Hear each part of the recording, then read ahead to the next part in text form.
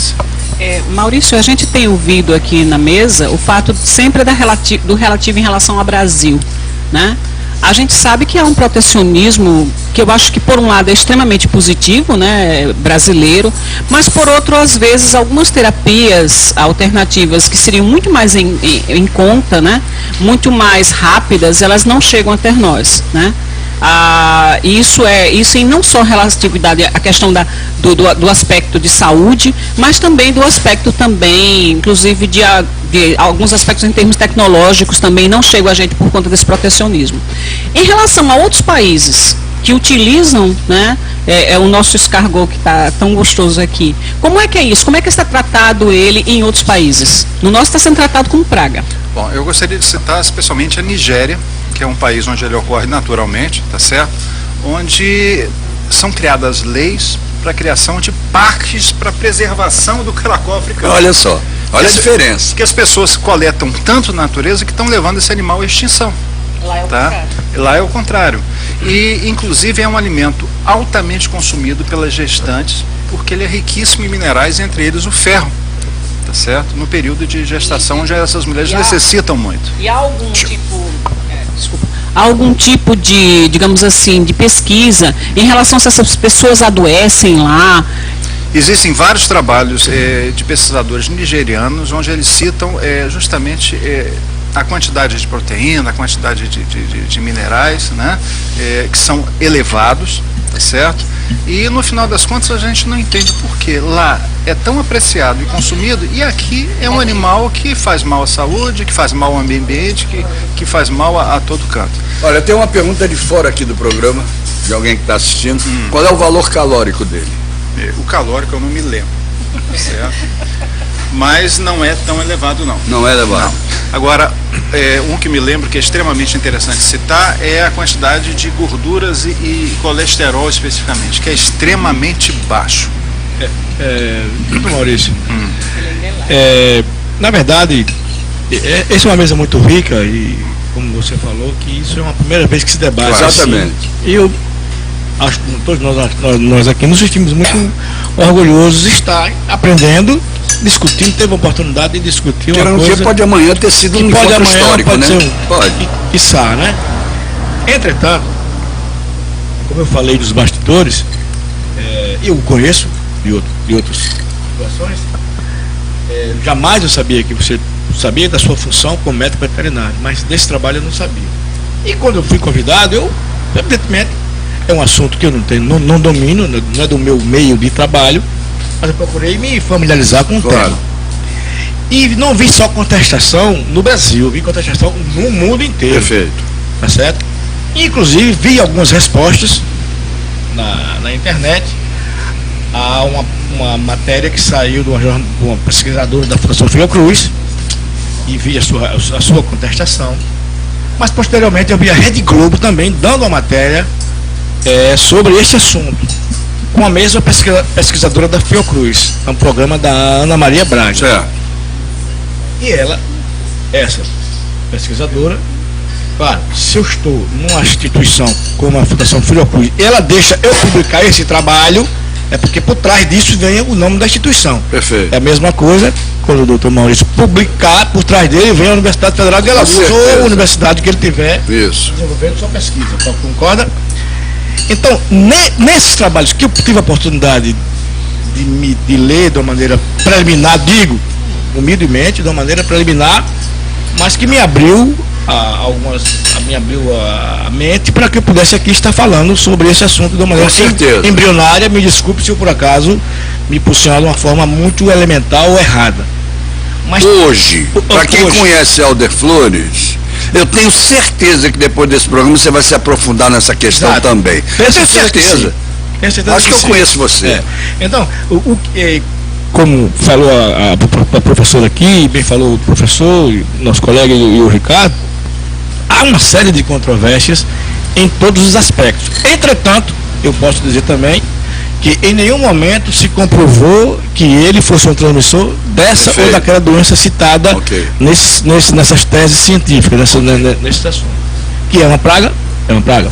Que é um invasor, não tem claro. Que ele causa danos ao meio ambiente, ele causa. Ele causa porque existe trabalho na CETESB, no Rio Grande do Sul. Como predador. Okay. Tá certo? Tanto no meio urbano como no meio rural. Certo. Tá certo?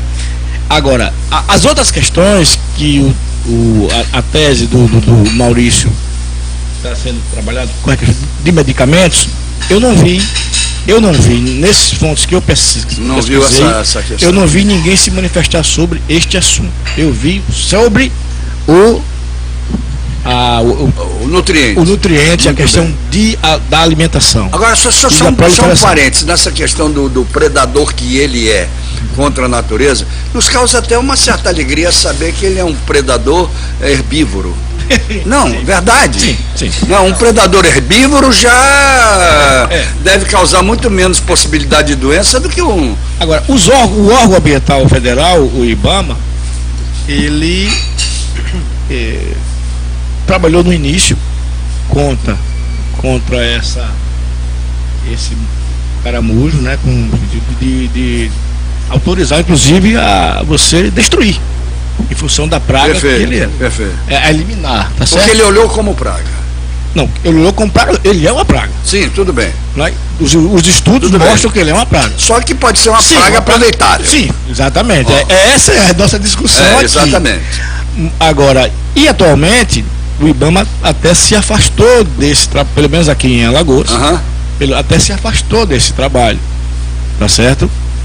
Aqui em Alagoas o IBAMA não, você deve saber mais do que eu, Maurício, sobre isso, eles não trabalham mais no combate à erradicação do caramujo. Onde a fumaça a fogo. Exato. Já pode estar sendo não sei, aí, que não é tão grave assim quanto falavam. Não sei.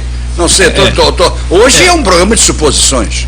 Como autorizou, como javali, às vezes foi uma praga, como alguns, né? Já houve vários trabalhos dessa natureza. Fala, Carlos. Então é importante. Você queria complementar uma coisa? Só para levantar aqui o nosso secretário adjunto de Agricultura. Uma questão aqui, para explicar para todos, minha formação, eu sou zootecnista, né? E venho trabalhado em alguns momentos com algumas ditas novas culturas, como foi o avestruz, como foi o javali, foi algumas outras culturas que foram introduzidas no país de forma a ser explorada economicamente.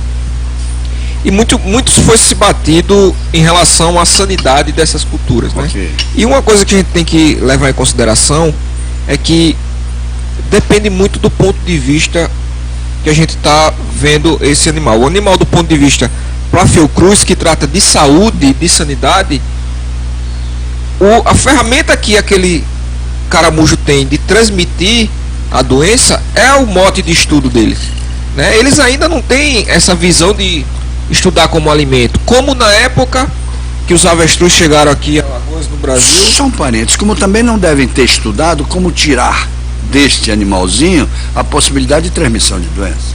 Mas isso já não faz parte do mote da Fiocruz, da pesquisa deles, né? A gente, na época, só voltando à época que os avestruz chegaram aqui, esse link, por quê? Porque na época foi-se lutado muito para que isso não acontecesse, para que não trouxesse doenças para a avicultura industrial do nosso país. Então, nesse caso especificamente aí, eu não estou defendendo nem denegrindo, não estou tomando parte, mas é só um esclarecimento. A gente precisa ter mais instituições voltadas à pesquisa com alimentação, com certeza, voltadas à pesquisa de outros usos. Por quê? Porque a gente não vai ter uma unanimidade. De jeito algum. O produto mais elementar da nossa alimentação é o ovo. Isso. Né? E a gente tem inúmeras pesquisas que falam dos seus benefícios e outras inúmeras que falam dos problemas que causam. As carnes, 90 por mês, isso. Tá bom? Meu colesterol é desse tamaninho. Mas eu não falo nem na questão nutricional. Eu falo, por exemplo, o ovo como transmissor de salmonela. Perfeitamente. Maurício sabe mais do que eu. Isso. Porque a gente pode estar falando da carne de porco, isso, né? A carne suína, do jeito que ela é usada. Então, tudo isso, o café, o próprio café, tudo isso é transmissor, é potencial transmissor. Perfeito. Né? A gente tem que levar não quer dizer que seja, exatamente. Né? Deixa o Ricardo entrar nessa. Eu pesquisei nessa. Vamos lá, é como potencial transmissor. Certo. E como o Dr. Maurício falou, não existe nenhum dado que diga que o caramujo africano é transmissor aqui no Brasil, que ele é hospedeiro desses organismos patogênicos. Não existe. É potencial, só trata como em determinados momentos da nossa vida, nós somos potenciais transmissores de doenças aos nossos semelhantes. Ou não somos? Nós somos eternamente. Então, eternamente potenciais. Temos que estudar isso também, não é, Alder? Fazemos parte do meio ambiente. E levantar que a mesa, hoje aqui posta e discutida, ela é histórica, não só para o caramujo, mas para todas essas outras culturas que vão chegar, sem dúvida, que a gente pode ter certeza que elas não vão demorar a chegar, elas vão chegar de uma forma ou de outra, para que a gente possa estar discutindo esses detalhes, a melhor forma da gente estar usando isso. E lembrar a população que a melhor maneira de evitar qualquer doença, qualquer coisa, é sabendo tratar e fazer bem seu alimento, bem cozido, usando formas de lavar bem as verduras, as mãos, a higienização. Então isso é a principal fonte de contaminação. Sem dúvida. Né? O resto vem com... A gente teve há pouco tempo aí um reboliço grande em volta da ostra, que matou dois em Salvador. Hoje é tranquilo. Hoje você já tem um processo de depuração, refinado e tal. Então, aí você, eu não sei se você sabia o que eu ia provocar ou não, mas sem querer provoquei. Eu vou dar a palavra para o João Tude, antes de encerrar esse segundo bloco, mas vou deixar para você uma pergunta no ar, porque eu já começo, a ostra, ela só começou a sair do processo de decadência que aconteceu aqui, muito sério, na hora em que o governo incentivou e instruiu as APLs da ostra. Concorda comigo? Vai ficar uma pergunta para você no segundo bloco, que é: esse é um produto que pode ser beneficiado pela criação de APLs nos mais diversos recantos do estado de Alagoas. A catadora de maçonim, a catadora disso, a catadora daquilo, pode ser o catador amanhã de cogumelo nos diversos lugares do estado, se houver incentivo, se houver APL. Fala, meu caro João Tude. Geraldo, é exatamente isso, na verdade, que eu ia falar agora, né? É mesmo? É, exatamente. Tô ficando adivinho.